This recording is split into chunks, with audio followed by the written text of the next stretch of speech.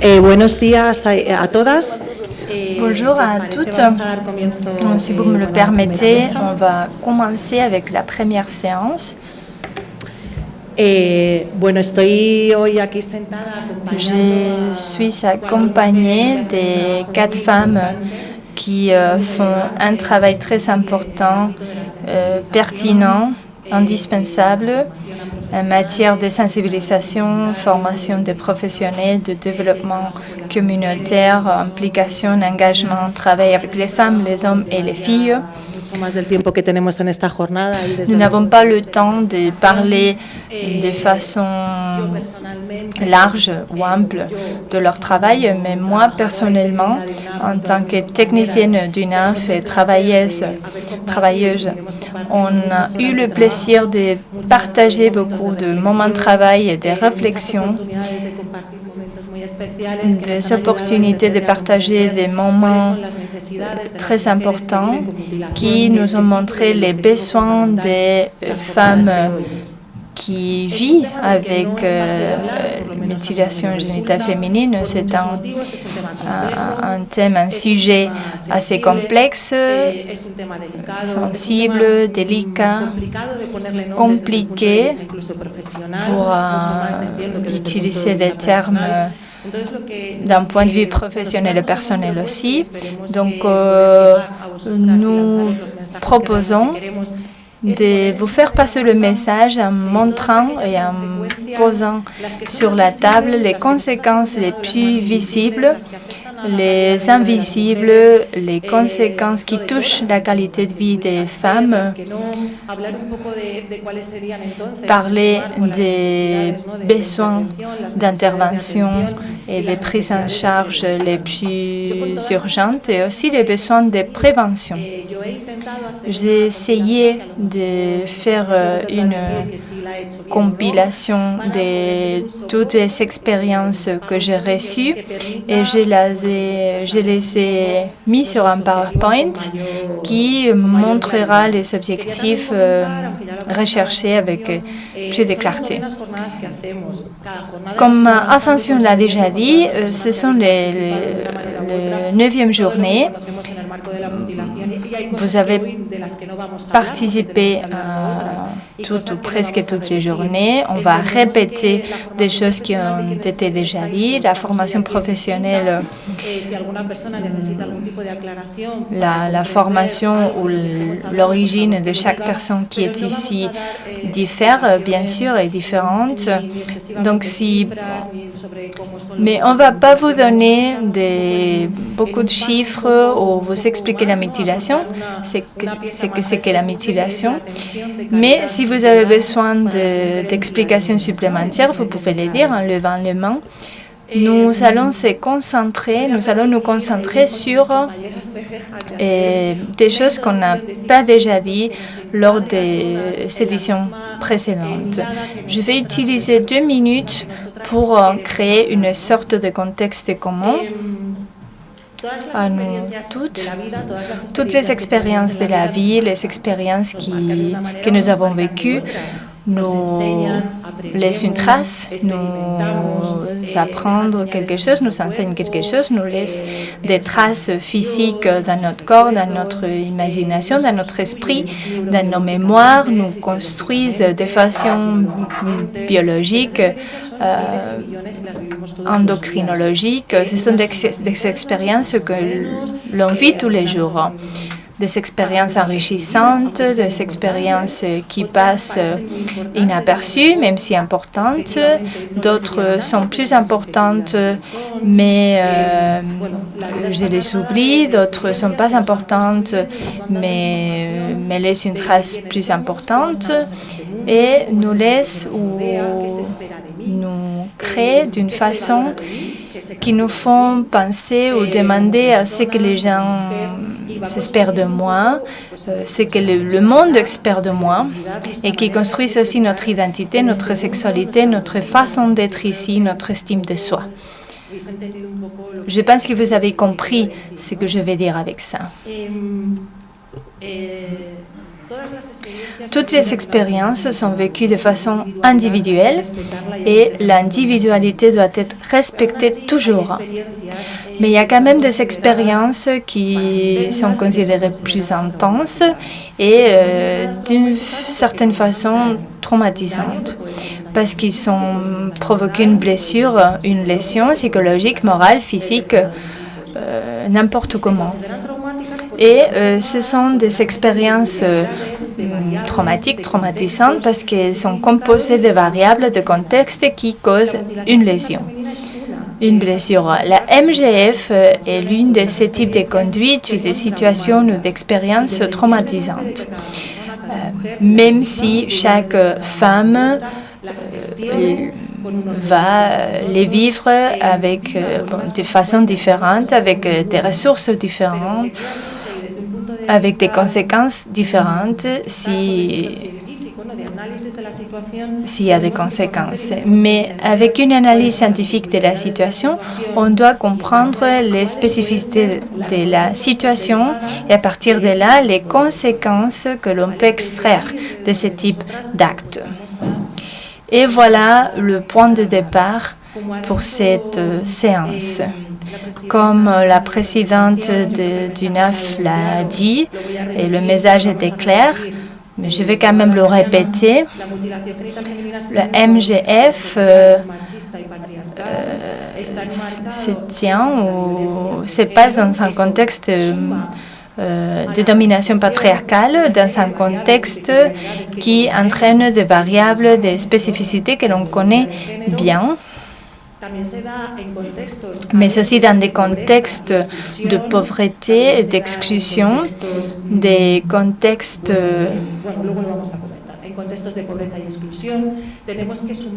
divers et aussi dans des contextes de migration parce que les survivantes des processus de MGF ont aussi subi des violences connues ou subies dans les processus migratoires, des violences sexuelles, des tortures, d'enlèvement. Même si le processus migratoire n'est pas un processus de violence extrême, il y a un processus d'abandon, de perte, et ce sont toutes des violences qui s'additionnent et qui sont supplémentaires les uns les autres. Et il faut avoir une compréhension totale pour avoir une prise en charge intégrale et totale. Mais il y a aussi d'autres types de violences associées, des violences traumatisantes qui sont entraînées par le MGF, par exemple les violences sexuelles ou les mariages forcés, des violences subies lors de l'accouchement, la grossesse, des infections, des douleurs, etc.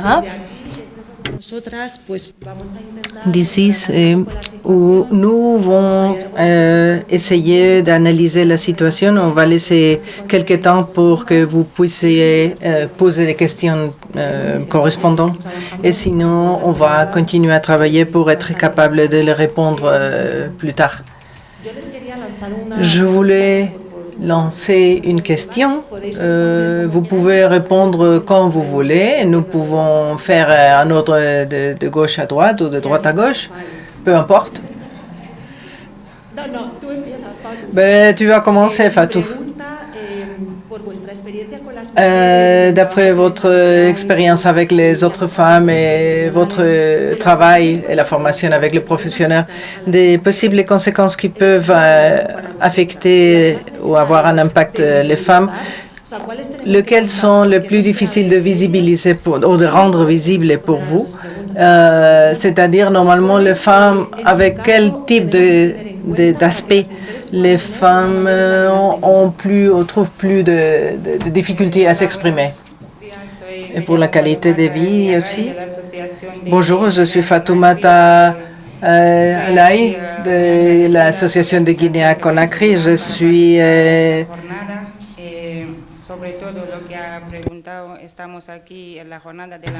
Nous sommes ici au jour de la prévention de la MGF. Et pour moi, si l'on parle de la mutilation, il y a beaucoup de conséquences, pas seulement du côté de douleur depuis l'enfance, mais aussi pendant l'accouchement ou même pendant tout l'âge enfantine, c'est-à-dire quand étant des enfants. Nous voulons savoir pourquoi ils font cela et à quel but. J'espère que si Maria Ángeles m'a bien compris, c'est une façon de masculinisation, de machisme, parce que c'est vrai que les hommes subissent la circoncision, mais c'est pas une pratique si brutale que la pratique, les sessions pour les femmes. Je pense que nous devons parler de cela pour bien nous comprendre les uns les autres. Je peux poser la question encore. Des conséquences qui peuvent subir avec la MGF, lesquelles tu penses que sont les plus importants et les plus inconnus, peut-être? Pour moi, les conséquences...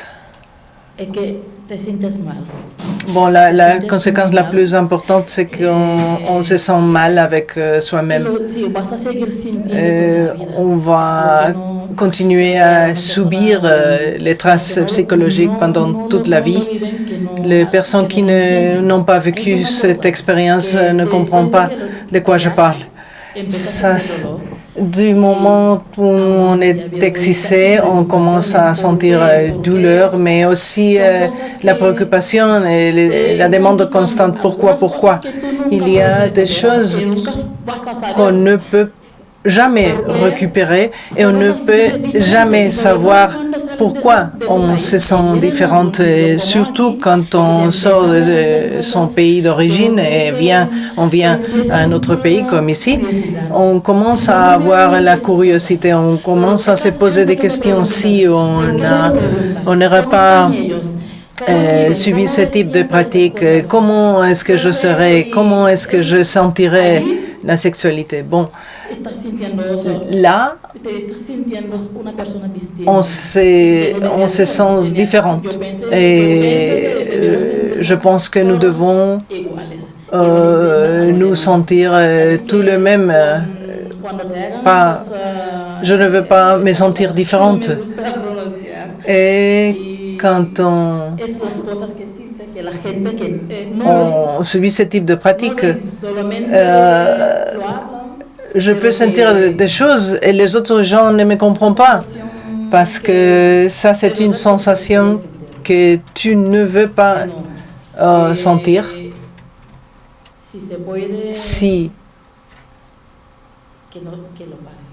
Si c'est possible, on doit arrêter ce type de choses, parce que c'est une sensation. Je ne peux pas expliquer exactement ce que je ressens. Nous ressentons beaucoup de choses différentes et on ne peut pas connaître son corps, connaître le plaisir. On ne se sent pas avec le droit de sentir ce type de plaisir, et on sait que on va jamais ressentir ce type de choses. Je m'appelle Awa et j'habite à Fuerteventura. Et il y a déjà 15 ans, je suis la présidente de l'association Dimbe. Et quand on pense à l'association, je pensais au début qu'en Europe, on ne pratique pas l'excision, mais bien sûr qu'on le pratique en France. Il y a des femmes déjà qui sont emprisonnées pour avoir permis l'excision à des enfants, des filles. Elle continue à mutiler en Europe. Il y a maintenant, comme vous savez, un cadre légal et ces femmes ont peur maintenant, mais le problème c'est qu'elles amènent leurs filles en Afrique pour pratiquer la mutilation là-bas. Donc, chaque femme connaît, c'est ce qu'on a vécu et maintenant,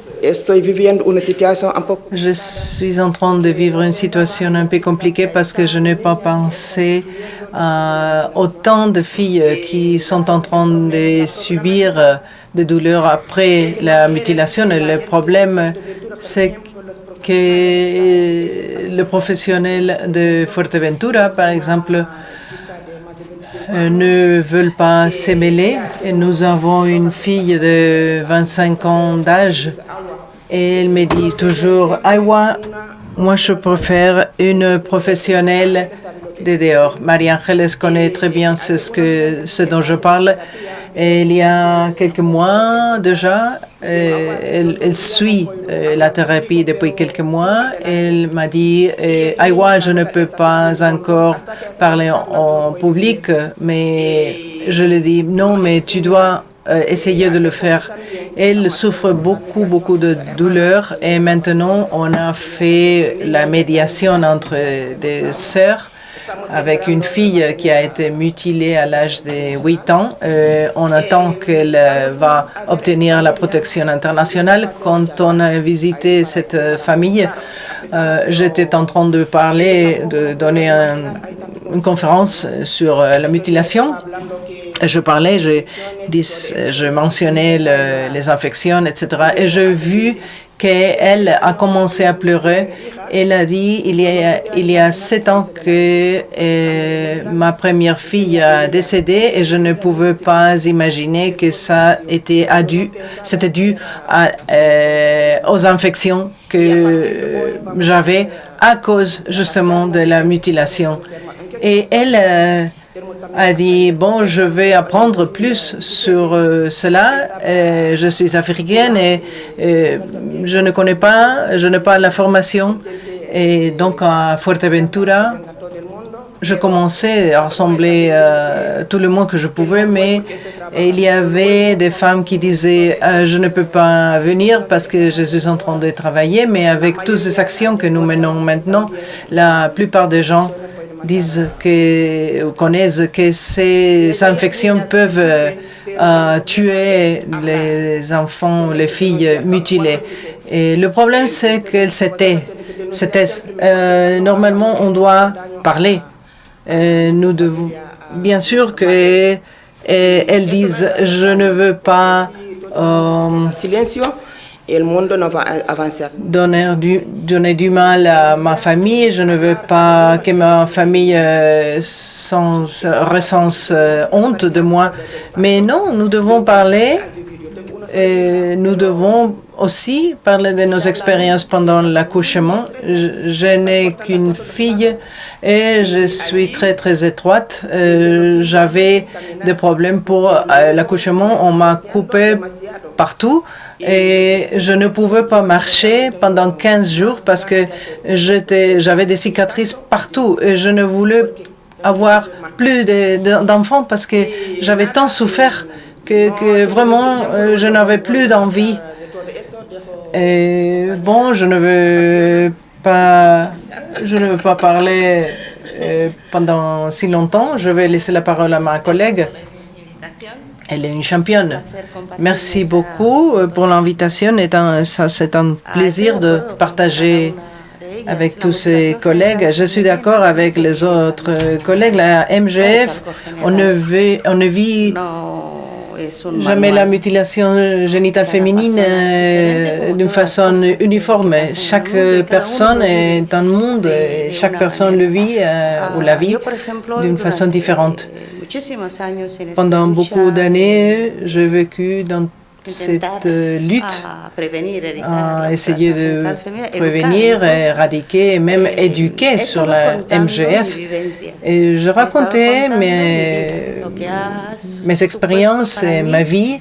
C'est ce qu'il a été de passer par la MGF, c'est ce qu'il a représenté pour moi. Et quand je parlais, j'étais vraiment fâchée. J'ai ressenti la haine et bien sûr beaucoup de douleur aussi. Récemment, j'étais à Kenya et une jeune fille s'est approchée de moi.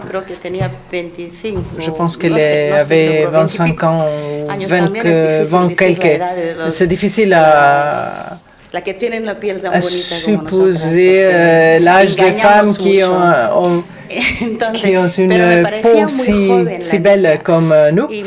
Mais bon, je pense qu'elle était très jeune et nous étions en train de parler justement des différents types de violences.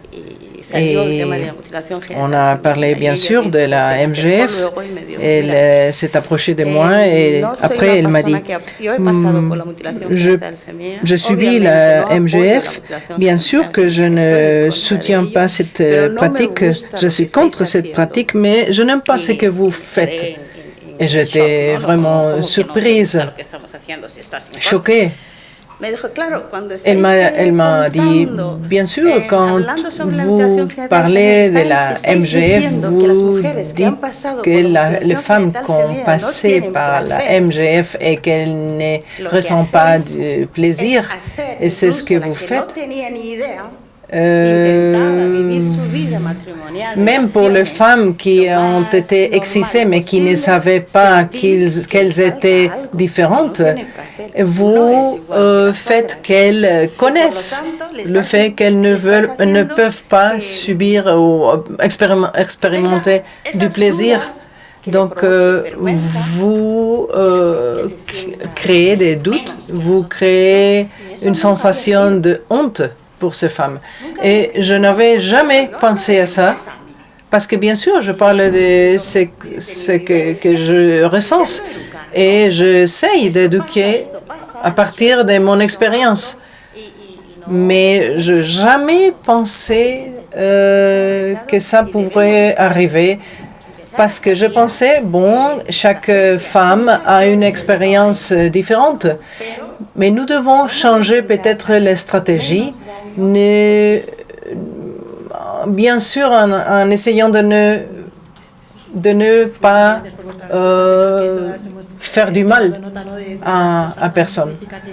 Merci, ça c'est très important que vous avez, ce que vous avez indiqué, la MGF en Europe et en Espagne est pratiquée à des filles qui sont nées ici, et ça c'est important. Je voulais aussi souligner l'importance de faire une valorisation, un diagnostic centralisé sur la personne, pas centralisé dans ce que nous pensons peut arriver pour la prise en charge intégrale. Nous avons parlé du plaisir et peut-être on va parler plus de cela, mais c'est difficile de parler maintenant. Parfois, c'est difficile de parler des choses. C'est très important de bien poser des questions. Et vous croyez, quel type d'attention vous croyez c'est important pour offrir à des femmes et comment l'offrir? Pour l'instant, ce que je dis à Maria Ángeles, c'est très important de poser des bonnes questions. Par exemple, comment tu te sens? Ça a beaucoup d'autres façons de sentir. De cette façon, par exemple, comme la mutilation, il y a d'autres choses. En tant que je parle, je n'ai pas peur à vous. Je pense que c'est très important de ne pas avoir peur des gens. Mais bien sûr que quand on parle de ce type de choses, on on rappelle le passé, on se souvient du passé et parfois ça provoque aussi la douleur. Et nous venons des tribus très masculinisées, des tribus machistes. Ils disent dans la tribu, nous devons conserver ces femmes jusqu'au mariage. Et le sentiment, ils ne savent pas qu'ils sont en train d'être endommagés, vraiment. Ils ne se posent pas la question comment ces femmes sentiraient si elles ne subissaient pas la mutilation. Même s'il y a la reconstruction, bien sûr, mais ce n'est pas la même chose. On ne va jamais arriver à être comme si la mutilation n'était pas faite. C'est un traumatisme, pas seulement physique, c'est aussi psychologique. Grâce à Dieu, j'ai des filles.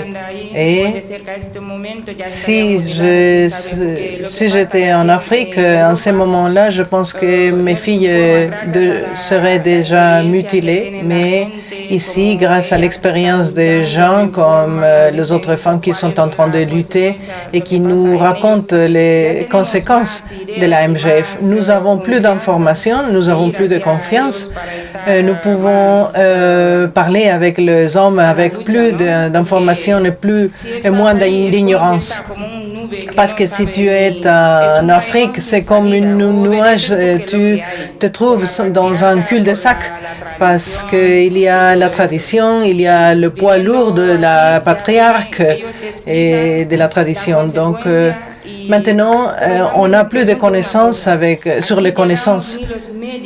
Mais même ici, ni les docteurs ne te parlent de tout cela parce qu'on visite le gynécologue, on visite le médecin, mais ils ne mentionnent pas ces mots excision parce qu'ils ne veulent pas peut-être aider ou ils ne veulent pas savoir, ils ne veulent pas connaître peut-être. Est-ce que vous voulez répondre à la question comment est-ce que le besoin dans la prise en charge serait nécessaire?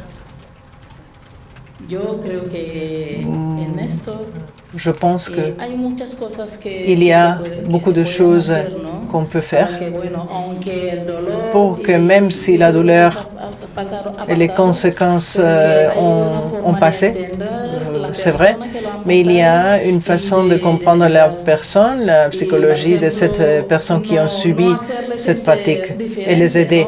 N'est pas le faire sentir différente parce que normalement on dit tu te ressens différente, tu ressens la curiosité, tu ressens la haine. Comment est-ce que tu ressens cette expérience? Comment est-ce que tu ressens ton corps?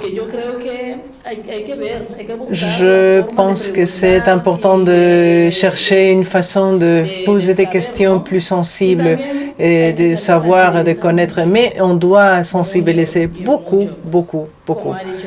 Comme ma collègue vient de dire, grâce à Dieu que nous sommes ici, mais nous ne devons pas rester ici. On doit aller plus au-delà de nos expériences parce qu'ici, il y a des lois, il y a un cadre légal qui nous protège.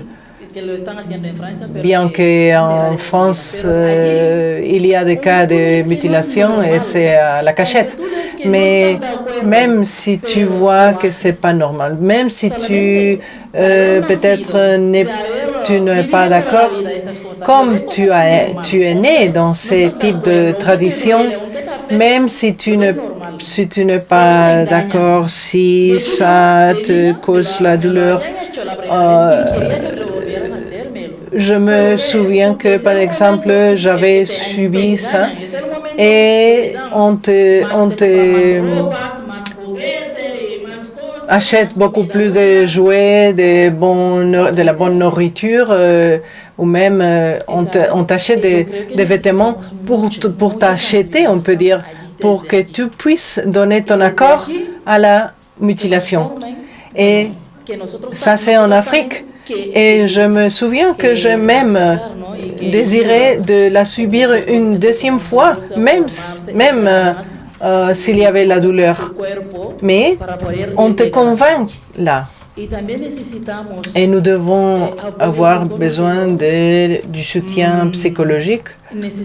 Nous avons besoin de protection, bien sûr, par exemple en France, parce que moi, ici, je ne connais pas la loi, mais en France, quand une femme arrive, elle est déjà mutilée, elle a la possibilité de demander l'asile. Mais ici, en Espagne, non, ce n'est pas le cas. Par exemple, quand une femme enceinte arrive, et si elle est une fille, elle va directement en France parce que la France va protéger la fille pour éviter de retourner en Afrique. Parce que si elle retourne en Afrique, elle va être mutilée. Ce n'est pas une décision de ta mère, par exemple. Même la voisine peut amener ta fille pour être mutilée. Comme ça. Et si tu n'es pas là, tu ne peux pas contrôler la situation. Et les femmes qui arrivent avec les filles ont besoin de protection pour leurs filles. Si elles ne pouvaient pas éviter que les personnes en Afrique le font, elles doivent au moins avoir une protection en en France. Et il y a beaucoup de choses que les femmes mutilées dont les femmes mutilées ont besoin. C'est une douleur que ne peut pas terminer. Et si c'est très important d'obtenir de l'aide ou du soutien ici en Espagne. D'accord, comme la parole continue vers la droite, je pense que la protection des filles qu'elle a vient de mentionner, ça c'est très important. On n'est pas capable de protéger nos filles de façon adéquate. Et on a mentionné au principe que la MGF n'est pas des cas isolés. C'est très important de prendre en charge les besoins administratifs, économiques, laboraux des femmes. Pas se centrer seulement à la prise en charge la mutilation. Il y a beaucoup d'autres volets, beaucoup d'autres aspects qui entourent les femmes mutilées. Et on doit prendre en charge tout cela de façon intégrale. Et oui, bien sûr, ce n'est pas seulement la partie physique, mais la partie psychologique qu'on doit prendre en charge. Nous avons à Fuerteventura une thérapeute qui donne ses conseils à toutes les femmes mutilées. Et ça, c'est très important. Et c'est très intéressant de connaître son corps, les parties les plus sensibles, les parties les moins sensibles. Et ça, c'est à travers la thérapie qu'on atteint cela. Mais les femmes, normalement, y vont à la thérapie, je veux dire, seules. Parce que normalement, ce sont des types de choses qu'on veut rencontrer seules. En Afrique, pour moi, c'était normal d'avoir autant de filles mutilées. Mais ici, en Espagne, quand je déménageais, par exemple, j'ai vu que les filles nées en Espagne ne connaissaient pas de l'excision. Et tout d'un coup, elles sont menées en Afrique et on les mutile sans leur expliquer rien. Et nous avons eu un groupe de femmes françaises de notre association. Avec ces jeunes femmes, nous sommes en train de sensibiliser, de faire une campagne de sensibilisation. Et avec mes collègues, maintenant, je forme des groupes de 4 personnes, moi, ma fille et 2 autres dames qui ont une carrière en tant que travailleur social. Et normalement, quand les filles retournent d'Afrique et viennent d'être mutilées, elles me racontent qu'elles sont en train de beaucoup souffrir, avec beaucoup de douleur. Et nous avons besoin de beaucoup d'attention pour elles. ¿Cómo se llama? Non. D'attention gynécologique. Parce que mutilé, c'est mutilé, mais il y a aussi beaucoup de besoins qui sont, par exemple, imaginons qu'une fille est mal coupée. Elles doivent être bien fermées, bien coupées, bien fermées. Si on pratique une mutilation de mauvaise façon, ça c'est des problèmes additionnels. Il y a des femmes qui peuvent payer une psychologue, il y a des femmes qui ne peuvent pas payer une psychologue. Il y a des femmes qui veulent avoir un psychologue qui peuvent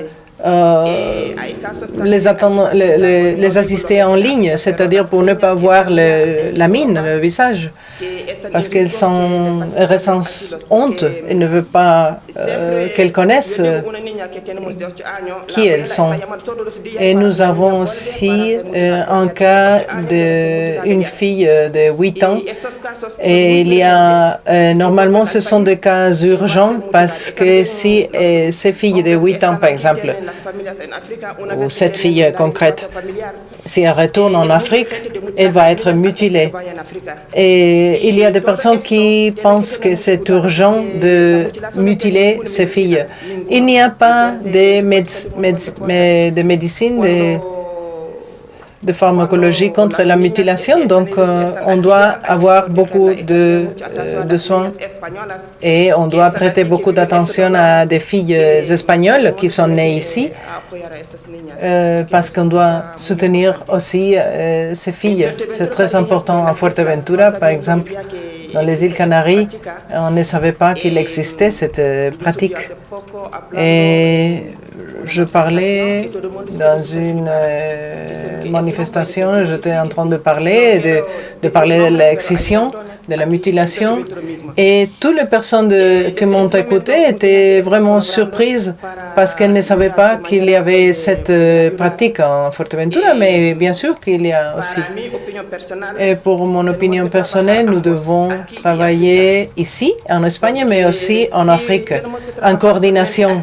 Parce que si on travaille seulement en Espagne, on ne va pas avoir du succès. Nous devons coordonner bien les actions menées avec les actions en Afrique. Notre association est en train de travailler en Afrique, mais ce n'est pas facile du tout. Quand nous arrivons, nous devons donner des cadeaux et nous devons parler avec les gens et donner aussi des conférences, etc. Le 9 février, on va créer une caravane en Mauritanie pour une campagne de sensibilisation parce qu'il y a beaucoup de pères à Fuerteventura qui ont leurs filles là, à la Mauritanie, et ils ne veulent pas qu'elles soient mutilées, mais ils ne peuvent vraiment rien faire depuis l'Espagne.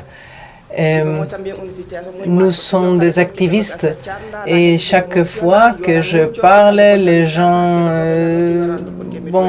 pleurent. Et moi-même, je pleure ici parce que ce sont des choses très, très sensibles. Et quand j'étais mutilée à 10 ans, j'étais grande déjà, et chaque fois, je dois expliquer mon expérience, et ça c'est vraiment ressentir la douleur une fois, encore une fois, encore une fois. Et j'ai une fille, Et ça, c'est la force qu'elle me donne. Mais aussi, il y a la pression de la société parce que les gens te regardent de mauvaise façon, comme si tu étais un monstre, quelque chose comme ça. Parce que en Afrique, bien sûr, on considère une femme qui est en train de lutter contre la manipulation, elle n'est pas bien considérée en Afrique. Elle n'est pas bien regardée. Et ça, tout ça m'affecte, bien sûr, et m'émue. Yo ya me he perdido. La pregunta era... C'était comment la question? C'est difficile de parler de tant de choses. Je pense que c'est intéressant parce que dans la ligne de ce qui a été dit par Awa, les difficultés relationnelles qui peuvent surgir et qui ont été provoquées par la mutilation, par l'activisme ou parce que les autres le savent. Qu'est-ce qu'il y a là-bas ou qu'est-ce qu'on peut faire? Parce que oui, on a reçu beaucoup de commentaires, mais tu peux réfléchir sur une autre chose. Yo creo que voy a empezar por lo que... Bon, je vais commencer par la question que l'on pourrait y faire. Je pense qu'Awa a raison parce que on peut insister que sur la prévention parce qu'après, sinon, on passera toutes nos vies à prévenir. Non, je pense qu'on doit aussi soutenir les personnes qui sont en train de changer le destin. Parce qu'il y a, oui, pas mal d'activistes, de féministes qui ne sont bien regardés par le reste de la société et qui même arrivent à les... sacan un vídeo y empiezan a decir, mira, entonces las otras mujeres no se quieren asociar contigo. Diffamer ou calomnier, il y a des gens qui disent je ne veux pas être associé avec toi, je ne veux pas qu'on me voit avec toi sur la télé ou n'importe où. Je pense que n'importe quelle femme, depuis leur réalité, une femme qui a essayé de changer leur situation, qui a exercé le féminisme, est regardée comme quelque chose de complètement révolutionnaire. Par exemple, ma fille qui s'est déplacée au Kenya il y a très peu et qui a rencontré des gens d'hommes très importants, que des hommes. Elle a dit en se présentant, je suis féministe. Et ils l'ont regardé comme ça. Mais féministe? Mais on pensait que les féministes étaient toujours des femmes dans la ménopause et des vieilles femmes toujours. Donc voilà la vision du féminisme. Voilà ce que l'on doit changer. Et des femmes poilues. Et parce que l'on doit changer que la mutilation génitale féminine, c'est que la pointe du iceberg. Il y a beaucoup dessous de la pointe, en dessous de la pointe. Et voilà tout ce qu'on doit changer et comment on nous regarde et l'origine de tout ça. Quand une femme, même lors de la naissance d'un enfant, d'un garçon, chez moi, là où je suis née, il y a des tambours, il y a des chants, des fêtes, célébrations festives. Mais si c'est une fille qui est née, c'est le silence, il n'y a pas de célébration, il n'y a pas côté festif. Voilà ce que l'on doit changer afin que les femmes puissent aussi changer leur destin. Il y a beaucoup de choses à faire ici et chez nous, dans les pays d'origine. Ici, c'est notre responsabilité, la responsabilité de nous tous,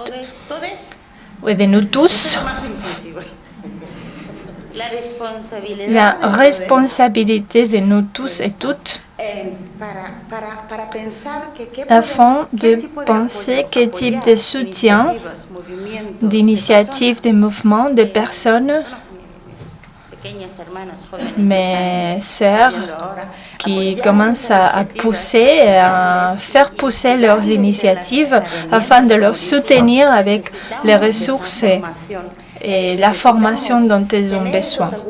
Nous avons besoin de ces arguments afin de confronter et de lutter les autres aspects. Parce que sinon, on continuera de dire « Ah, mais tu ne devrais pas faire ça », mais après, ils utiliseront un autre type de violence ou un autre type d'argument. Par exemple, « Ah, mais c'est un aspect religieux, c'est parce que tu es contre la religion, tu es contre Dieu ». Non, non, non, non. Mais si on s'empare d'armes et d'informations, d'arguments, lorsqu'on aura à confronter ce type de confronter ce type d'arguments contraires à ce que l'on défend, on aura des outils pour vraiment convaincre et pour faire face à ce type de confrontation et de pression. Et pas seulement, c'est basé sur les personnes qui sont déjà convaincues, qui sont déjà sensibilisées. Il faut sensibiliser davantage au sein des écoles, les enfants, partout, afin que toutes les filles, depuis très petites, connaissent ces droits, spécialement si elle vient d'un pays où la mutilation génitale féminine est pratiquée. Gracias. Merci.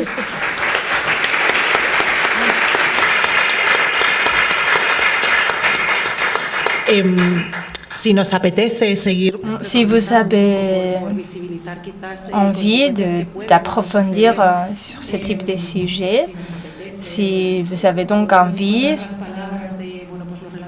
ou si vous voulez plutôt insister sur les réflexions, les paroles exprimées par d'autres femmes, c'est aussi intéressant parce que parfois vous avez expliqué des conséquences auxquelles je n'avais pas pensé. Par exemple, les conséquences relationnelles, comment je ressens ma vie, les conséquences de la mutilation, ou même si je ne suis pas mutilée, comment cela touche mes relations avec d'autres personnes, au sein du couple, avec mon conjoint, si c'est entraîne des conséquences ou s'il n'y a pas de conséquences. Oui, je voulais dire à propos de ce qu'elle a dit par rapport aux rapports affectifs. Je me demande toujours qu'est-ce que je aurais ressenti si je n'étais pas mutilée. Cela croise mon esprit tout le temps. Mais j'ai accepté que le passé est passé, je ne peux pas le revivre, mais je vais insister sur la protection. Parce que si l'on se rend compte, nous sommes tous des migrants. Les migrants ne sont pas uniquement ceux qui viennent dans un bateau ou qui veulent fuir l'Afrique. Ce sont aussi les victimes des mariages forcés, ou si tu penses que tes droits sont bafoués, ou parfois parce que tu fuis les viols, mais parfois parce que l'on veut des choses meilleures. Si tu vois que ailleurs les choses sont meilleures et qu'on est réfugié chez nous, on a envie d'améliorer notre vie et de quitter la souffrance, de quitter notre famille, de quitter notre vie. C'est pas facile et les services sociaux doivent le prendre en compte. Les services sociaux, les médecins doivent comprendre que ces personnes qui ont fui, qui ont quitté leur vie, ont besoin d'une prise en charge sociale, psychologique, physique. Et pas que pour les femmes, aussi pour les hommes. Nous sommes tous des migrants. Et si nous venons jusqu'ici, c'est pour une raison. Parce que nous savons qu'ici, nous sommes plus protégés. Nous pouvons jouir d'une protection. On ne veut pas voir comment la protection est enlevée. Parce que sinon, on reste dans une situation vulnérable. Et parfois, il faut être dans une situation vulnérable pour obtenir de l'aide. Mais parfois, on a besoin d'une écoute, de nous exprimer. Il y a des services sociaux, des médecins qui font un entretien avec les femmes et qui demandent comment est-ce que le voyage s'est passé. Est-ce que tu vas bien? Non, il faut insister, il faut demander qu'est-ce que tu as ressenti dans ta vie, qu'est-ce que tu as vécu, parce que nous avons beaucoup de cicatrices, nous avons des cicatrices gynécologiques et d'autres types de cicatrices et parfois on ne connaît pas notre corps de façon complète. Nous sommes des femmes, mais on n'a pas de connaissances gynécologiques. On ne sait pas ce qu'on a dedans. Et je suis très curieuse, je demande, je pose des questions. Mais il y a d'autres femmes qui n'osent pas poser des questions parce qu'ils ont un peu de honte ou de vergogne. Et parfois, les médecins ont besoin de soutenir ces femmes. Parfois, les médecins n'ont pas le temps de nous accorder le temps dont on a besoin, de nous consacrer le temps. Et je vais insister sur cet aspect-là. Merci. Y por responder a tu pregunta, ¿no? Je veux répondre à ta question, Oui, sí, lo respondo, quiero responder. ou je vais au moins essayer de y répondre. ¿Te afecta mucho Est-ce que en la sociedad de no, la de, société, por ejemplo, en África, de no ser mutilada en mi país? quand tu n'es pas mutilé en Afrique, Es como si se burlan de ti. on se moque de toi. No solamente entre pareja, ¿no? Pas Y que también au entre sein amigos, des couples, mais amigas, aussi y tes familias. amis, ta famille. Y de hecho, en mi tes país copines. tiene un nombre. Et on a même un terme spécifique spécifique dans mon pays, chez nous. Solillo, quand tu n'es pas excisé, solillo. Quand tu n'es pas mutilé, on t'appelle solillo. C'est comme un insulte. Parce qu'une femme, mais je sais pas comment l'expliquer. Et cela, bien sûr, a des conséquences. Parce que chez moi, les mutilations sont pratiquées quand les filles sont très petites. Si tu as 12, 14 ans, et que tu n'es pas mutilé, tu dois sentir honte, vergogne. Et on a besoin d'informations, on a besoin de quelqu'un qui nous dise tu n'aurais pas à te sentir honteuse parce que si tu n'es pas mutilée. Et les gens, les filles qui ne soient pas mutilées là-bas doivent être protégées parce que sinon elles seraient jamais bien intégrées dans la société. Parce qu'il y a cette insulte, solillo, qui est utilisée pour blesser, pour vexer une personne qui n'est pas mutilée. Et au sein du couple aussi. Il y a par exemple des conjoints, il y a des hommes qui disent que les femmes doivent être mutilées et que les femmes non mutilées, mais il y a d'autres qui reconnaissent que les femmes non mutilées font beaucoup plus plaisir.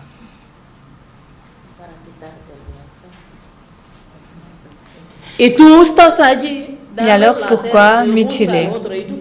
Et ils disent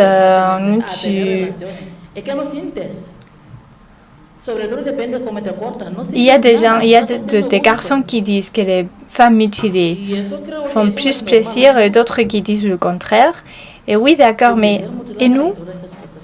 Parce que oui, on donne du plaisir, on fait plaisir quand on est mutilé à certains garçons, mais et notre plaisir, donc on a besoin de plus d'informations, de sensibilisation, et ça c'est pas facile, c'est pas évident. Quand on commence à parler de ce type de sujet, on n'a pas les mots, on ne trouve pas les mots justes.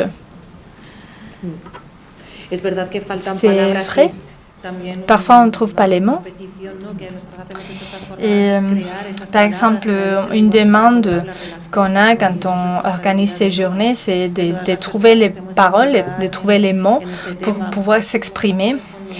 Voilà pourquoi on a mis ces slides avec des termes possibles afin de visibiliser, d'ouvrir nos esprits, de voir les répercussions de ce type d'actes et le type de questions qu'on doit poser, par où commencer à chercher.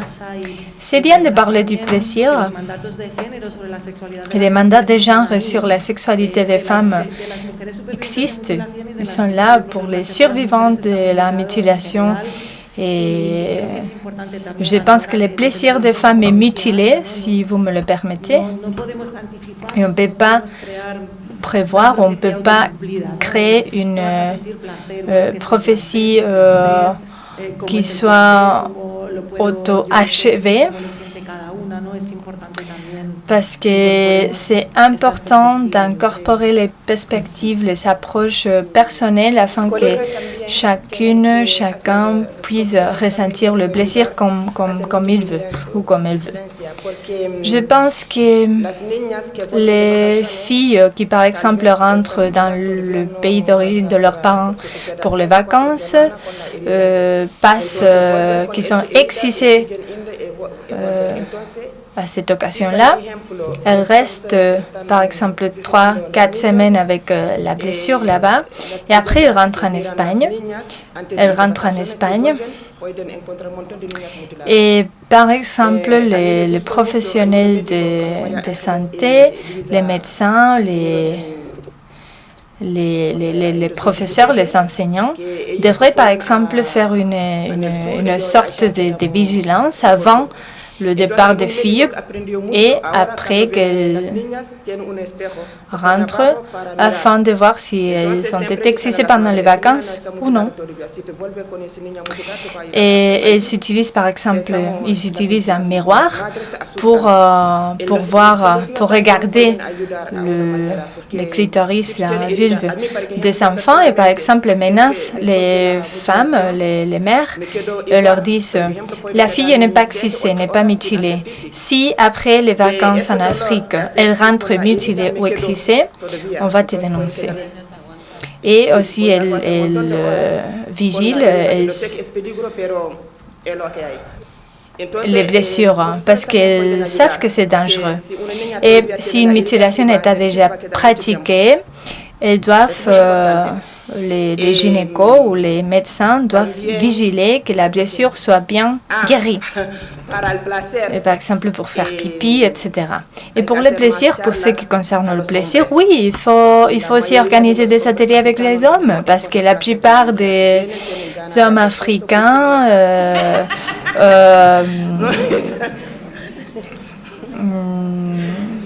ne veulent rien savoir du plaisir des femmes. Ils veulent s'occuper de leur propre plaisir, et c'est tout.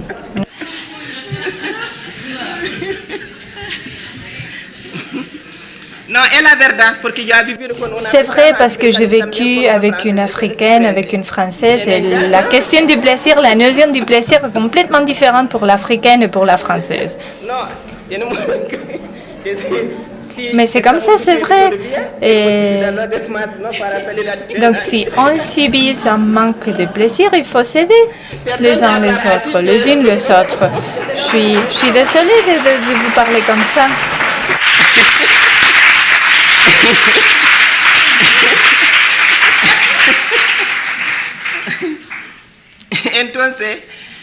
Donc en général, les Européens ont le temps de faire les préliminaires, de se caresser, de faire des bisous, etc. Donc ils s'occupent du plaisir de leur conjointe, des femmes. Les Africains, non. Ils s'occupent de leur propre plaisir et c'est tout. Ils ne s'occupent pas du plaisir des femmes, de l'avoir relaxé, etc. Mais tu as dit une chose qui est très importante, l'éducation en matière d'affectivité, sexualité, etc. Mais c'est vrai aussi que la femme mutilée peut aussi ressentir le plaisir. Ça, il ne faut pas l'oublier. Je ne sais pas si on va...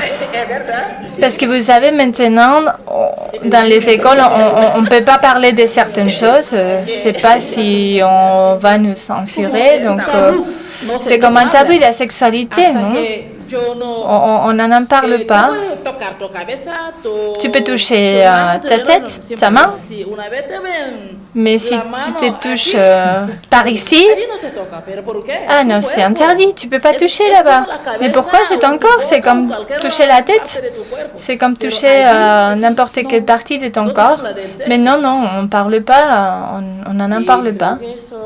Mais je pense qu'on doit changer ce type d'attitude et on doit aider chaque personne à connaître son corps et à dire si tu touches là, si tu touches là-bas, qu'est-ce que tu ressens? Et que la sexualité ne soit pas un tabou. On doit en parler afin que les gens comprennent. Ouais. Ouais,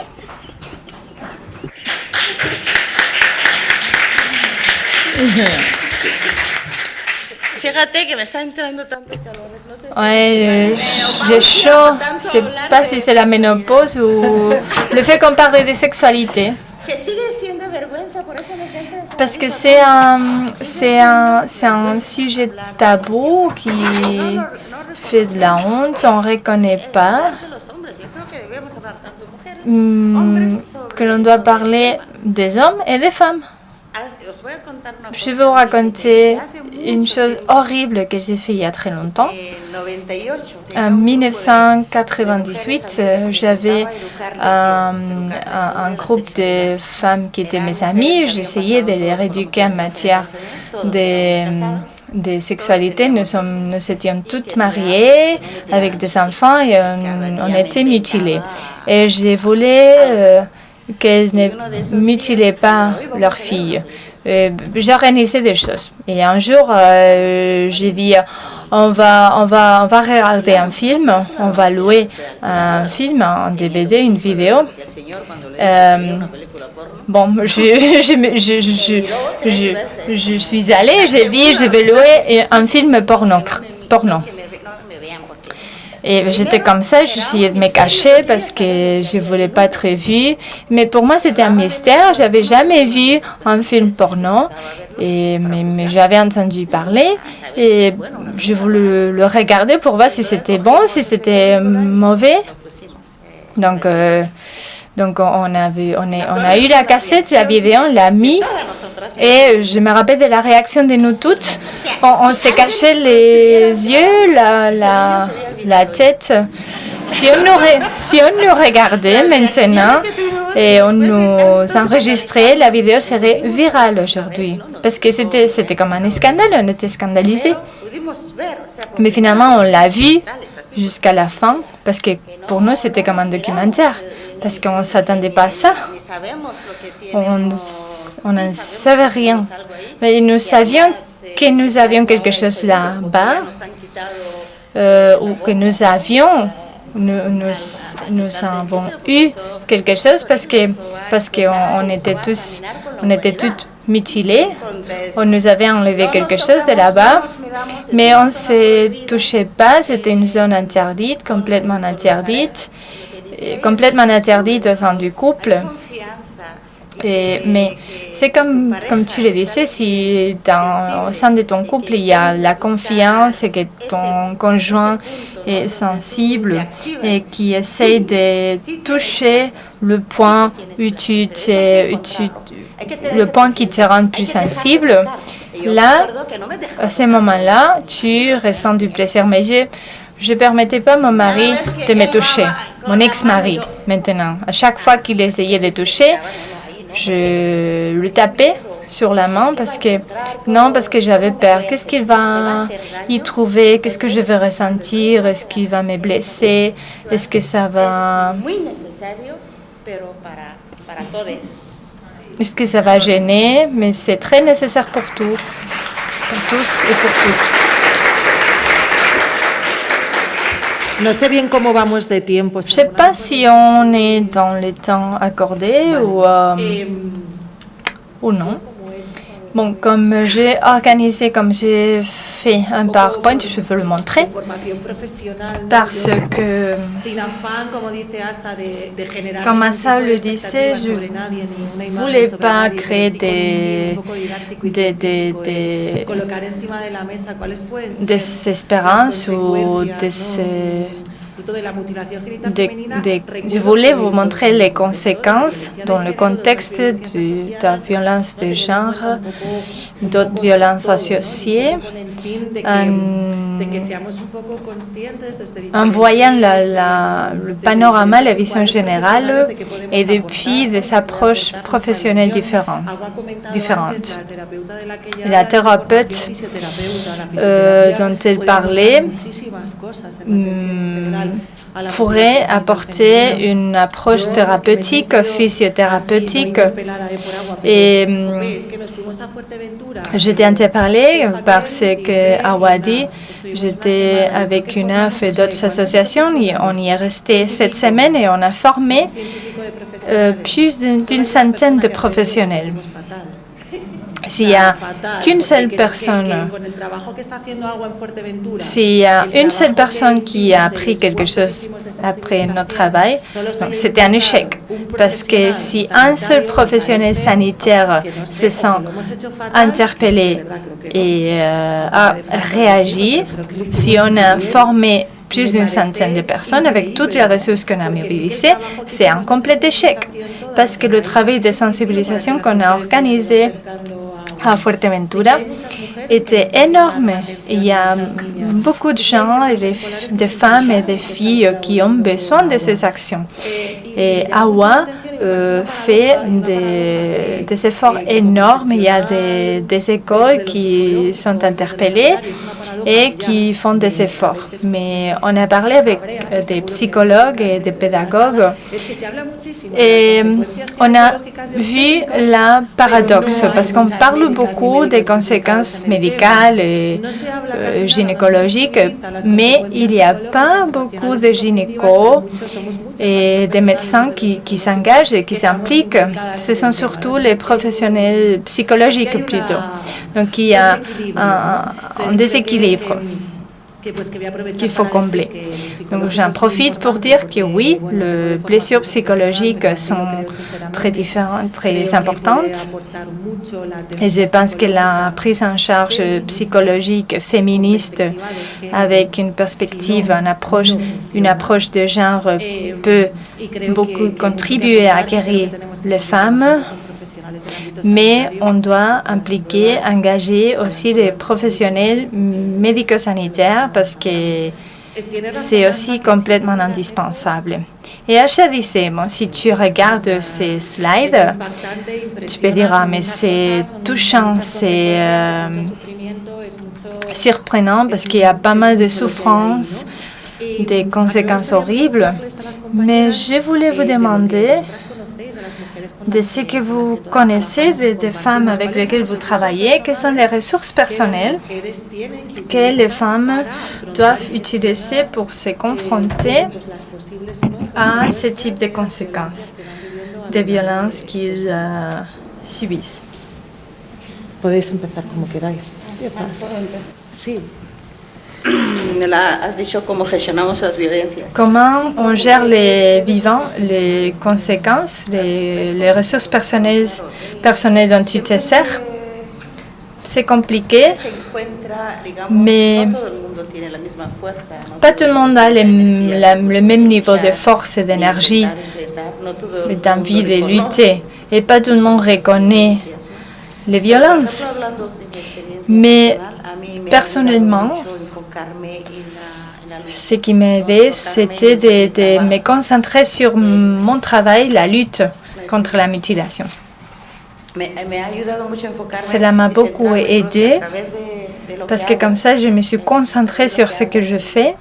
en Save a Girl, Save a Generation, yo me he ido Save a Girl, Save a Generation, et je me suis fourni des protections, des forces, pero es verdad también que mais hay c'est cosas vrai que dejas aussi aparte, ¿no? En ese que tu laisses parte emocional, quelque chose de côté, le côté, l'aspect émotionnel, o sea, sentimental. Yo creo que te l'aspect estaba contando, sentimental. ¿no? Estaba contando el otro Je día vous y ai raconté creo que desde que he il y a empezado quelques jours que quand j'ai commencé à día a día, vivre ces activités tous les jours, que nadie se me acerca a mí, piensan que no siento je ne nada. peux pas rencontrer des hommes parce qu'ils pensent Ese vacío que, ¿no? Porque, que je ressens rien.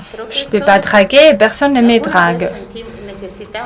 Et parfois, je pense qu'on a besoin de cette embrasse, des câlins, des bisous. Et bon, j'aimerais bien d'avoir un homme qui me ferait ce type de câlins. Et je pense que parfois, c'est une conséquence de mon travail. Et la partie, le côté psychologique est toujours là. Il y a toujours quelque chose qui n'est pas guéri complètement, qui est toujours là pour après, parce que tu fais des thérapies pour les autres, tu essayes d'aider les autres pour les aider à sortir de cette situation avec toute ton audacie, mais finalement tu as besoin de ce soutien pour te guérir complètement, toi. Et Hawat, par exemple, le disait tout à l'heure. Mais ce qui me donne de la force aussi, c'est de voir de plus en plus de femmes qui s'expriment et qui racontent ce qu'elles ont vécu, ce type de violence, et qui survivent. Cela me donne de la force, de l'espoir. Et aussi de jeunes femmes comme Aïcha et d'autres femmes que j'ai vues, de jeunes femmes comme elle, que j'ai rencontrées quand je suis venue en Espagne pour la première fois, quand j'ai venu juste d'arriver. Donc il y a toujours le côté personnel qu'on laisse à côté.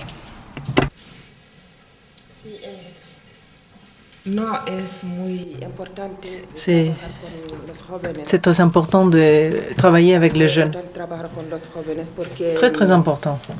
Parce que les jeunes peuvent sensibiliser n'importe où.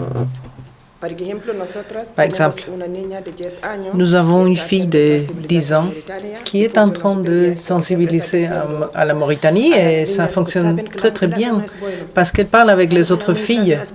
Les autres, les dire la mutilation n'est pas bon, n'est pas une bonne chose parce que tu ne peux pas, si ta mère t'amène, tu ne peux pas crier, tu ne peux pas protester. Ça, c'est très important. On doit toujours travailler ici, mais là, en Afrique aussi. Et les médecins doivent s'impliquer plus parce que vraiment, j'étais surprise quand j'ai vu à UNAF, à Fuerteventura, autant de sensibilisation pour tous les centres de santé, le service social, etc. Mais un seul docteur a beaucoup appris, mais tous les autres, rien. Et Quand j'étais en train de parler avec quelqu'un dans une interview, on m'a demandé, mais vraiment, ça existe dans les îles? Parce qu'ils disent, avant, ils disaient, pourquoi nous venons à ces conférences? Parce que c'est pas notre culture, mais c'est votre culture, oui, parce que vous cohabitez, vous coexistez avec ces gens, et ça existe dans les îles, ou sur les îles. Et si nous nous ressentons de mauvaise façon, elle aussi. Avant, peut-être, ce n'était pas votre culture, mais maintenant, beaucoup de gens connaissent le problème. Bon, Madrid, c'est grand. Madrid est très peuplé. Et beaucoup de gens ont envie d'apprendre, de connaître. Mais aux îles, les passants ne pensent qu'à aller à la plage. Seulement ça. Ça, c'est la seule chose qui les préoccupe.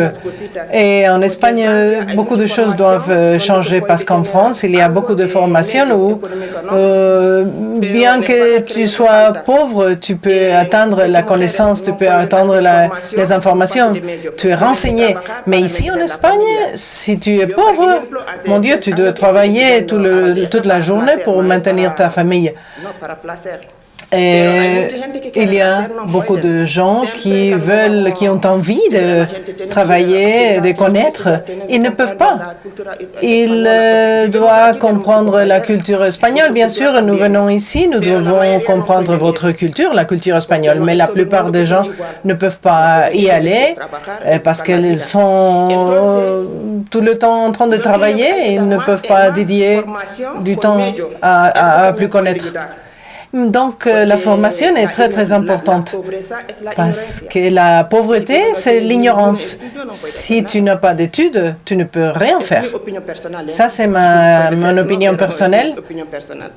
C'est ça que je pense. Et je suis très contente parce que ma fille me soutient beaucoup. Elle est mal vue par la communauté, ma fille. Mais moi, je suis très contente qu'elle est à côté de moi dans la lutte. Et nous allons aller en Afrique, à la caravane, et nous sommes en train de préparer le voyage.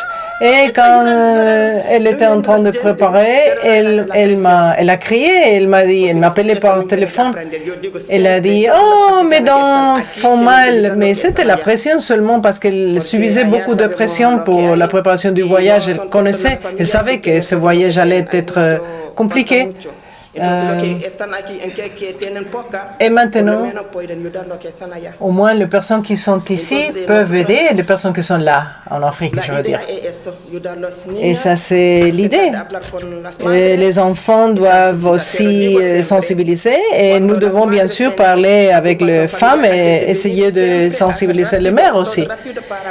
Mais normalement, c'est très très vite. On doit tout très vite on doit tout faire très vite, de façon très urgente pour l'excision quand elles vont en Afrique. C'est très très en urgence. Quels sont les mécanismes que les femmes utilisent, la force intérieure, d'où vient cette capacité quand il s'agit d'affronter cette situation? La force intérieure et la haine et aussi l'envie de changer les choses, la rage, la colère et l'envie de ne pas laisser ou permettre ces choses de se répéter. Et ça donne beaucoup de force parce que chaque fois qu'on revit ce souvenir, ça te donne plus de force pour changer la situation. Mais c'est vrai que si,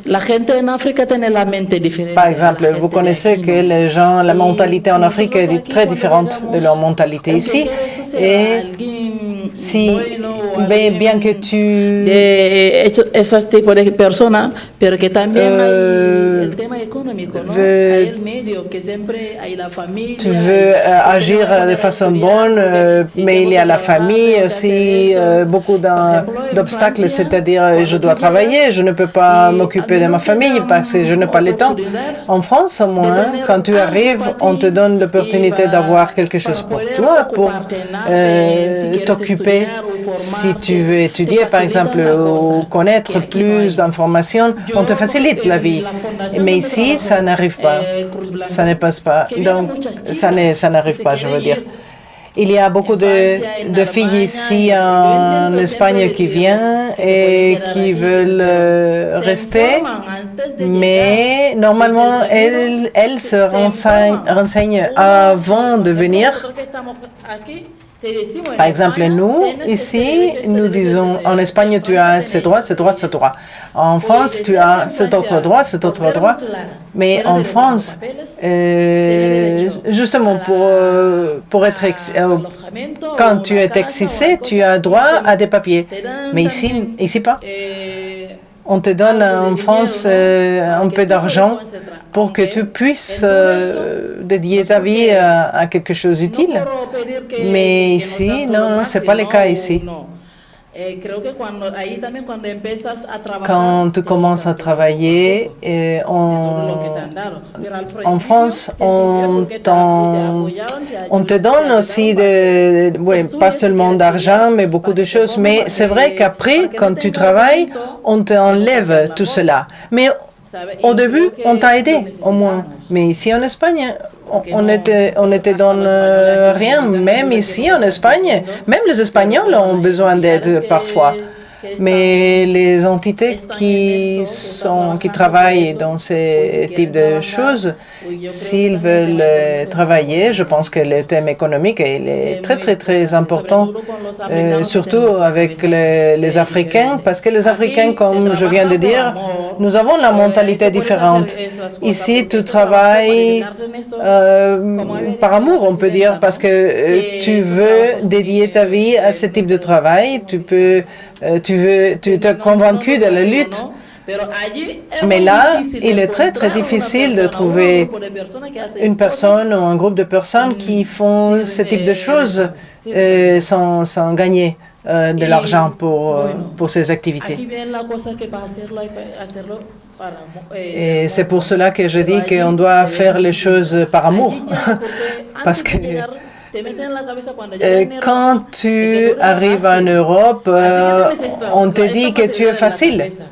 Donc, si tu veux faire quelque chose, si ça ne t'apporte pas quelque chose, quelque rentabilité, soit économique, soit d'autres types, normalement, tu ne le fais pas en Afrique. Par exemple, j'aime mon travail et c'est vrai qu'on me paie, mais on me paie peu. Et je dédie plus de 8 heures. Normalement, je travaille 12 heures par jour, bien que je suis payée 8 heures, parce que j'aime mon travail, parce que je suis motivée. Et en Afrique, bien sûr qu'il y a beaucoup de choses qu'on fait sans être payé. Nous sommes comme ça en Afrique, ça c'est la vérité. Les gens disent amour, amour, amour. Bon, mais il y a des choses qui ne sont pas très normales en Afrique. Une personne ne doit pas vivre comme ça en Afrique. Tu te rends compte que c'est pas bon, mais comme tu es né là, tu as grandi là, on t'a convaincu que la tradition est comme ça. C'est très difficile d'enlever ce type de pensée, de changer ce type de pensée. Donc je trouve normal que les gens font des choses par intérêt, mais aussi par amour, pourquoi pas. Il y a de l'argent, bien sûr, dans ce monde. Le problème, c'est qu'il n'est pas bien distribué. Mais si on peut faire quelque chose, on doit la faire.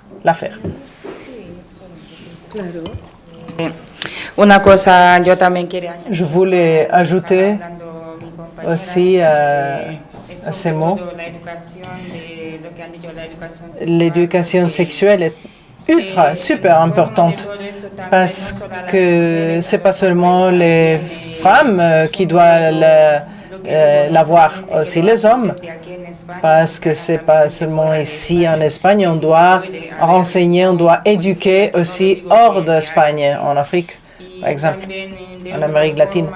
Et d'autres formes aussi, l'éducation. Bon, la spécialiste gynécologue peut visiter les écoles, les instituts, les universités pour informer, parce qu'il y a un tel besoin d'information, de renseignements, même pour le médecin. Les médecins ne savent pas en détail toutes les conséquences de l'excision. Et vous pouvez imaginer s'il y a de l'ignorance ici en Espagne, vous pouvez imaginer quelle ignorance il y a. En Afrique, on parle de tout sauf du corps de la femme ou des femmes. C'est une chose taboue dans la famille, hors de la famille. Tu vas te marier, tu découvres tout la nuit des noces. C'est une obscurité telle dans laquelle nous vivons. Nous sommes dans le 21e siècle, mais je dis qu'on doit informer, pas seulement en Espagne, mais aussi en Afrique. On doit informer les femmes, les gens, pour qu'ils puissent connaître sur leur vie, ne pas être aveugles toute leur vie. Et pas seulement les femmes, aussi les hommes. Et je voulais aussi parler sur la protection. La protection, bon, elle est faite parce qu'on agit sur la base de l'amour, bien sûr, aussi. Il y a des choses comme ce que Awa a mentionné. Si tu vas en Afrique, tu dois faire des cadeaux. Le voyage n'est pas facile du tout. Donc, tu dois penser à l'amour quand tu fais des choses, quand il y a le moment est arrivé de faire quelque chose, si tu n'as pas de soutien, et la lutte devient très difficile. En Afrique aussi, nous devons avoir beaucoup de soutien pour approfondir, pas seulement ici en Espagne, mais là en Afrique aussi, aider les gens qui ont besoin de beaucoup d'aide. Si tu es humaine, tu dois savoir c'est ce qu'on a besoin dans la vie quotidienne. Je voulais faire un résumé sur ce qu'on vient d'entendre sur la société aussi. La société est une chose qui change. Nous sommes des immigrants. Et nous sommes venus ici pour apprendre des Espagnols aussi. Mais les Espagnols doivent apprendre de nous aussi. C'est un échange d'expérience. J'ai beaucoup appris de vous parce qu'il y a beaucoup de difficultés dans beaucoup d'endroits. On met beaucoup de difficultés à l'immigration, des difficultés de travail, etc. Quand tu portes quand tu couvres tes cheveux avec un foulard, un voile, et ça, j'étais très affectée seulement pour le fait de porter le foulard. C'est pas important. Ce qui importe, c'est mon attitude, ma force intérieure, pas mon apparence extérieure. La vie quotidienne doit être bien comprise aussi. Nous avons une association de 50 femmes, non, plus de 50, je dirais. Et seulement il y a 10 femmes qui travaillent. Tous les autres restent à la maison. Il y a des personnes, des immigrés ici qui sont en Espagne depuis 20 ans. Ils n'ont pas travaillé pendant les 20 ans. Pourquoi ils n'apprennent pas l'espagnol? Parce qu'ils n'ont pas d'opportunité. Les femmes viennent ici parce que c'est leur mari qui les a apportés ici, qui les a amenés ici. Nous venons ici pour vivre l'égalité, la liberté aussi. tout cela. Et la situation nous affecte beaucoup ici. Quand je vois l'association que j'ai, nous sommes en train d'organiser des ateliers, des campagnes de sensibilisation. Et je ne sais pas hors de Madrid, mais ici à Madrid, nous menons notre vie de façon différente. Si on parle d'égalité, oui, je comprends l'égalité, oui, mais c'est pas une réalité, l'égalité, pas du tout. Merci beaucoup. Afin de terminer et de poser des questions du côté du public, je pense que tout cela qu'on a commenté, il est bien reflété sur la diapositive.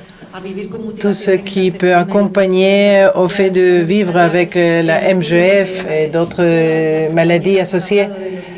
Tous les collègues ont parlé du côté psychologique, du volet psychologique, parce que quand la MGF s'est produit, elle est un trauma psychologique complexe.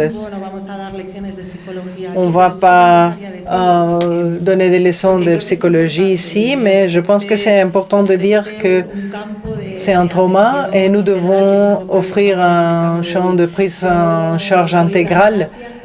Je tiens à vous remercier pour parler de toutes ces choses. Je sais que ces choses ne sont pas faciles à partager et je tiens à vous remercier pour partager vos expériences. Et si quelqu'un veut poser des questions, on va poser des questions. Sinon, on va terminer maintenant. Ah, il y a des questions, oui. Hola, buenos días. Bonjour. Hola, buenos días. Bonjour. Yo me presento, soy Esther y soy residente Je de suis segundo año de Esther familia et comunitaria. je travaille, j'étudie le deuxième Vale, perdón. Bueno, me presento. cours de infirmerie familiale et communautaire et l'attention primaire. Et j'ai une question parce que une des conditions que nous avons ici à l'infirmerie primaire, on peut avoir une première classification, mais quand j'ai une difficulté, parce que je n'ai que 20 minutes pour faire la révision des enfants qui sont sains, les plus jeunes, le mieux. Mais normalement, les révisions sont après 2 mois, 4 mois, après 1 an, 2 ans. Et je n'ai pas beaucoup d'opportunités d'établir des relations significatives dans lesquelles je pense qu'on peut trouver un point de communication ou un point de confiance pour poser quelques questions. Donc, est-ce qu'il y a une guide? Peut-être on pouvait publier une guide pour rendre plus facile tout cela.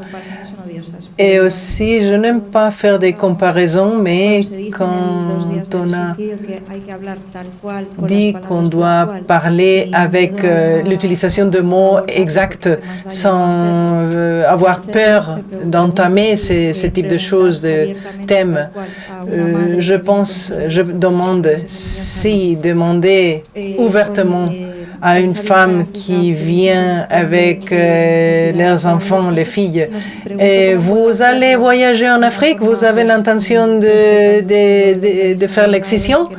Est-ce que vous pensez qu'on doit demander de façon ouverte comme ça, parce que ça peut être pris comme invasive, comme une question invasive? Non? Trop ouverte. Je ne peux pas répondre à cette question dans les temps que nous avons ici, mais je t'invite à t'inscrire dans un des cours que nous menons, que nous organisons, les ateliers pour l'attention, la prise en charge de santé. C'est vrai qu'il y a une manière d'entamer tout cela, mais il y a pas à pas, il y a une procédure, il y a un protocole pas à pas. Je ne sais pas si vous pouvez complémenter ma réponse, mais il y a beaucoup d'informations qui est publiées sur les sites web. Tu peux télécharger aussi beaucoup d'informations. Oui, nous organisons des ateliers et des journées comme pour parler de cela quand on soupçonne qu'il y a un possible cas d'excision future. Et moi aussi, je voulais dire quelque chose. Vous, les infirmières, vous avez un pouvoir impressionnant parce que vous êtes la seule personne qui peut dire à quelqu'un « ouvre ta bouche » et la personne va être comme ça tout le temps. Donc vous avez un pouvoir impressionnant de communication avec les gens et vous devez utiliser, vous devez bénéficier de ces pouvoirs. Vous êtes les infirmiers, je ne suis pas infirmière. Et dire directement, demander directement si vous allez en Afrique, vous allez faire la mutilation, ça a besoin d'une connaissance approfondie avant, une connaissance de tous ces problèmes. Et tu as parlé des révisions pour les enfants sains. Les vulves peuvent être révisées, bien sûr, parce que les testicules et les pénis des enfants, des garçons, bien sûr qu'ils sont bien regardés. Le pénis, les testicules sont très importants pour les révisions et je pense que la vulve peut donner beaucoup d'informations aussi. Ça s'est observé dans les révisions. Ça c'est bien sûr, on doit aussi analyser la vulve. Je comprends ta situation et je t'invite à lire beaucoup et si c'est pas que je ne peux pas te répondre maintenant, c'est une question très compliquée et très longue à répondre. Bonjour, je suis Aïssatou Diallo, je suis de Guinée à Conakry et je suis mutilée et je le dis sans honte. Et je voulais féliciter ces femmes qui sont très courageuses, qui disent, qui racontent les choses de façon claire. C'est pas une question, c'est un commentaire seulement. Ici en Espagne, nous avons la chance parce que nous sommes dans la communauté européenne qui nous enseigne, nous apprend des choses, qui nous apprend à dire, à parler de façon claire. Nous sommes une bulle dans un bulle de verre qu'on est en train de casser. Nous ne pouvons pas dire féministe, blanche. Oui, comment arriver à atteindre nos droits? Comment parler pour obtenir ce que nous voulons? Ce que je voulais dire, vous avez cassé le toit de verre, mais nous sommes dans les bulles et nous sommes en train de casser les portes, casser notre propre toit pour dire c'est ce que nous voulons pas, c'est ce que nous ne voulons pas, c'est ce que nous voulons. Et nous voulons être accompagnés, nous voulons être informés, nous voulons savoir c'est ce que nous voulons faire. Ça, c'est clairement c'est ce que mes collègues qui sont là assises devant, on vient de dire. Nous avons un manque d'information, mais nous avons l'information. Si nous disons, nous allons prêter la main, nous avons serré la main entre tous, nous devons devenir fortes, nous devons lutter de façon conjointe. Le 6F, 6 février, va être le stop à la mutilation, le jour de l'éradication de la mutilation féminine. Et nous devons collaborer tous, toutes. Hola. Bonsoir, je suis infirmier aussi. Je travaille dans la prise en charge primaire, l'attention primaire. Il y a beaucoup d'informations à l'UNAF. Dans le réseau, nous avons quelques protocoles d'actuation, mais je voulais dire qu'avant de poser une question directe, c'est que la façon dont je travaille, c'est poser des questions ouvertes, établir une relation de confiance avec la patiente et la famille Et après ça, nous pouvons poser cette question, même si ce n'est pas dans la première visite, ça peut être posé à la deuxième, à la troisième, et tu peux peu à peu poser la question avec cette base de confiance que tu as établie. Mais bien sûr, une question ouverte.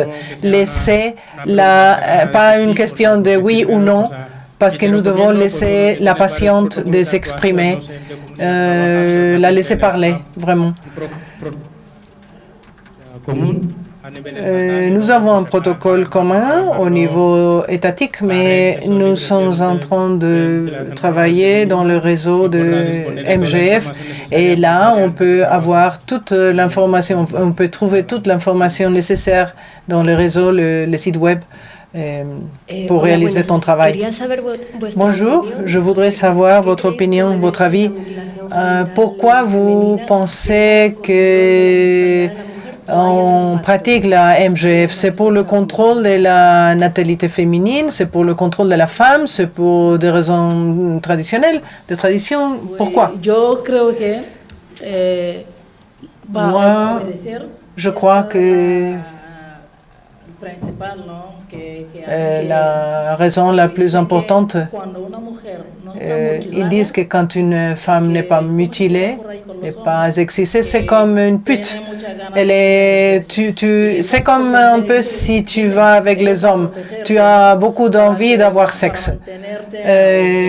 C'est pour te protéger, ils disent. Jusqu'au moment de te marier, c'est pour protéger ta virginité. Je crois que ça c'est une bêtise, mais c'est la raison principale. Parce que la religion, elle ne dit pas ça.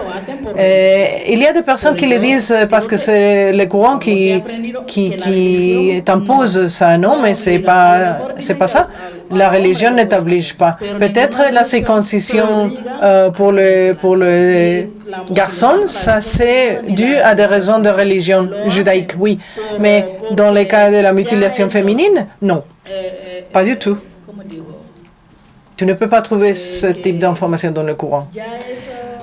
Et ça est devenu une habitude, une coutume. Tout le monde est habitué à le faire. C'est plutôt la tradition. Et aussi par manque de connaissances, c'est-à-dire par ignorance. Ils le font par ignorance, parce qu'ils ne connaissent pas la vérité. Parce que les coutumes peuvent être changées. Il y a beaucoup de choses qu'on fait maintenant qu'on ne faisait pas avant, dû à plus de connaissances. Pourquoi pas la MGF? Les personnes qui ne connaissent pas plus d'informations, ils vont continuer à la pratiquer. Je voulais ajouter que je ne crois pas que ça soit par ignorance. Ça existait déjà 3000 ans avant Christ et les gens l'ont inclus dans leur culture. Je connais des médecins qui le font, qui la pratiquent, la MGF à leurs filles. C'est le contrôle de la sexualité de la femme, je pense. C'est une question d'identité, de pouvoir. C'est vrai que c'est pas dans le Coran et dans l'islam, je veux dire, mais ça existe dans d'autres religions. Ils disent on va purifier une personne. On utilise un nom comme ça pour faire la personne ne pas se sentir purifiée si elle n'est pas excisée. Il n'y a pas un mandat religieux dans le Coran ou dans la Bible ou dans la Torah. Non, il n'y a pas. C'est pas écrit. D'accord? Mais ça existe dans la culture. C'est un pouvoir religieux, économique, un pouvoir total sur la femme. Et point.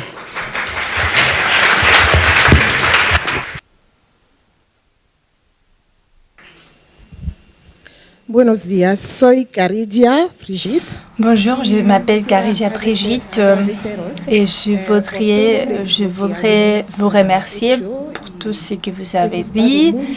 Cela m'a beaucoup plu. Y quería añadir que gracias a mujeres como Et je voulais dire que grâce à des femmes comme vous et comme nous, mujeres europeas il y a des femmes européennes qui se sont rendues compte tienen un clítoris. qu'elles ont un clitoris parce qu'elles ne le savaient pas avant. Et c'est comme ça c'est fait en France. En Francia había una mujer. Il y a eu une femme. Estamos hablando de mujeres que no tienen. Ce sont toujours des femmes, on parle de femmes qui n'ont pas de clitoris, mais il y a des femmes qui ont un clitoris et qui ne le savent même pas. C'est pas que les Africains, que les Africaines qui ne le savent pas, ou que les Africains ne veulent pas donner du plaisir, parce qu'il y a du plaisir sans clitoris.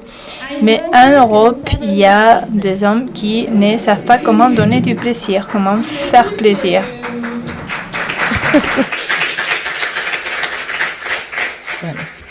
Decir también que la Je voulais dire aussi que la mutilation est une pression féminine parce que toutes les femmes, ou presque toutes les femmes mutilées, ont été mutilées par des femmes. Ce ne sont pas les hommes qui le font, ce sont les femmes, les grands-mères, les mères, les tantes. Il faut savoir aussi on nous a volé des choses que l'on peut quand même reconstruire. La reconstruction existe. C'est pas seulement la reconstruction pour le plaisir, mais la reconstruction pour devenir nous-mêmes, pour récupérer ce que l'on nous a volé. Je suis émue parce que je suis la consul du Burkina Faso et maintenant, quand on parle de la consul, ils diront « Ah, mais la consul du Burkina Faso est mutilée. » Je n'ai pas honte. Oui, j'ai été mutilée par ma grand-mère. Je me suis fait une reconstruction. Et j'ai presque bientôt, j'ai 57 ans. Je suis la dernière femme de ma grande famille, de ma grosse famille qui était mutilée. Alors au Burkina Faso,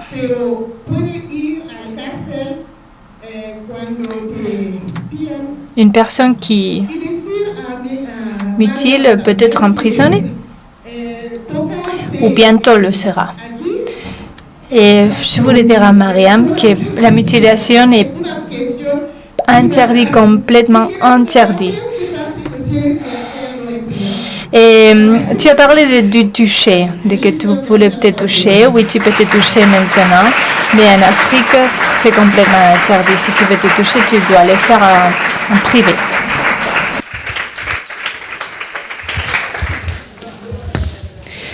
Hola, soy Lucia. Bonjour, je m'appelle Lucia, ONG Rescate, Sauvetage.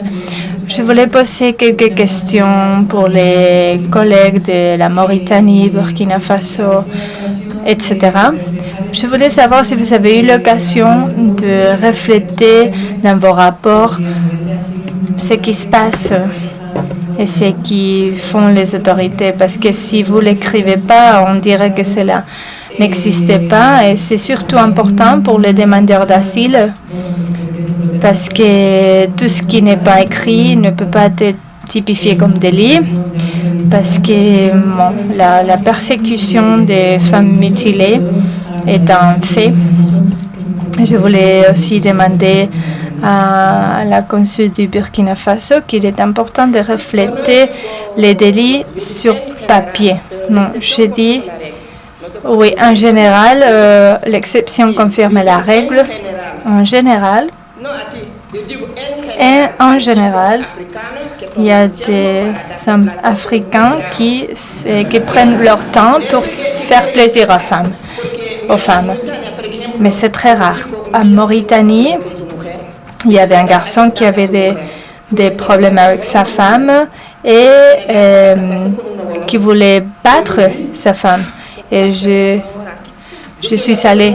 Amigos, comme sont ignorantes, cada una piensa hacer la poligamie. Je suis allée au Sénégal pour me marier avec un homme wolof Et après quelques temps, Es un tontería, no es verdad, mentira. Entonces, otras palabras para hacer daño a los Wolof dicen, le Wolof disait les femmes Wolof puent parce qu'elles ne se touchent pas. Les Africaines ont toujours l'illusion, comme d'autres femmes, comme d'autres personnes, nuestros hombres no tienen tiempo para darnos. de voir comment nos hommes nous font plaisir. Mais les hommes n'ont jamais le temps pour nous faire plaisir. Ils préfèrent de consacrer leur temps à se battre les uns avec les autres. Et nous ne pouvons pas le dénoncer. Et les médecins à Fuerteventura me disent ils savent que les femmes africaines sont violées parce que à l'hôpital, elles sont toujours accompagnées du mari. Elles ne sont jamais seules, toujours accompagnées parce que le mari veut toujours t'accompagner partout. Et aussi au sein du travail, il y a beaucoup de femmes qui veulent travailler, mais les hommes sont très jaloux et ne permettront jamais aux femmes de travailler. Un homme du Mali a récemment tué sa femme parce que la femme a commencé à travailler. Donc elle a tué la femme devant leur fille. Et nous, les Africaines, en général, restons à la maison, faisant à manger, parce que l'homme doit vérifier que tu peux faire à manger. Après, il doit vérifier la virginité. Non, c'est d'abord la virginité, après la cuisine. Donc il y a de la pression partout. Pas toujours la mutilation, la communauté en général, la façon où on vit, la façon comment on vit. Et on doit rester à la maison. Et même si on vit en Europe, si on travaille et qu'on est fatigué après le travail, quand on rentre à la maison, on doit faire à manger pour toute la famille. Un homme, par exemple, a tué sa femme parce que quand il est rentré du travail le soir, la femme n'avait pas préparé à manger pour lui. Donc la femme est toujours pour faire plaisir à l'homme, même si elle travaille et même si elle participe à la vie communautaire. Et si tout le monde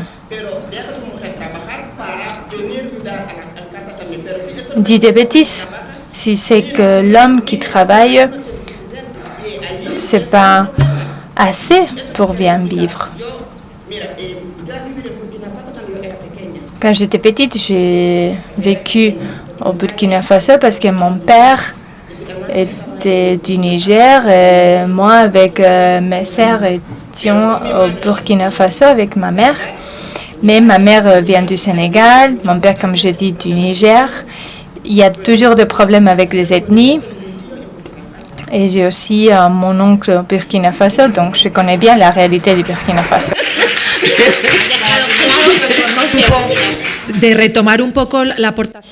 Il faut reprendre la contribution de Lucia parce qu'on a parlé de protection et Lucia, tu insistais sur le besoin de documenter les endroits où la mutilation est perpétrée afin de trouver les arguments nécessaires à soutenir une demande d'asile.